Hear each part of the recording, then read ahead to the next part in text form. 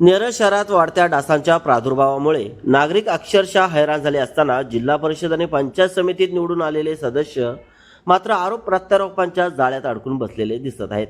अशा वेळी सामाजिक कार्यकर्ते तथा माजी ग्रामपंचायत सदस्य केतन पोद्दार यांनी मात्र थेट रस्त्यावर उतरून स्वखर्चाने फवारणी मोहीम सुरू करत नागरिकांच्या मूलभूत प्रश्नाला हात घातलाय। नेरळ ग्रामपंचायत हद्दीत डासांचा उपद्रव दिवसेंदिवस वाढत असताना नागरिकांना डेंग्यू, मलेरिया, चिकनगुनिया यासारख्या आजारांचा धोका निर्माण झालाय।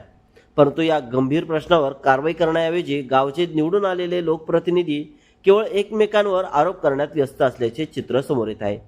याच पार्श्वभूमीवर केतन पोद्दार यांनी बोलण्यापेक्षा कृतीचा मार्ग स्वीकारत स्वतःच्या खर्चातून फवारणी मोहीम हाती घेतली आहे। आज त्यांनी वाड्या पाड्यांमध्ये प्रत्यक्ष जाऊन फवारणीची सुरुवात केली आहे। त्यामुळे नागरिकांमध्ये समाधान व्यक्त होत असून जे निवडून आले त्यांनी नाही पण एक सामाजिक कार्यकर्ता धावून आला अशी चर्चा आता परिसरात रंगू लागली आहे।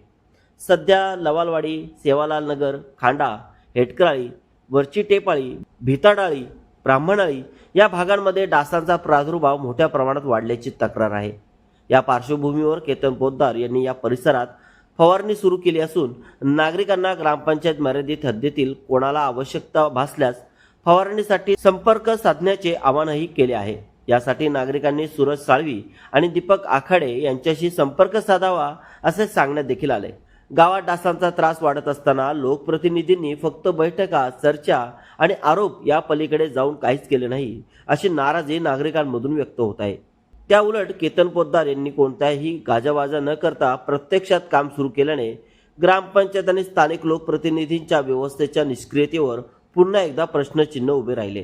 आज डासांच्या प्रश्नावर नेरळकरांना आश्वासन नको तर कृती हवी आणि ती कृती सध्या केतन पोद्दार यांच्या माध्यमातून प्रत्यक्ष दिसत आहे।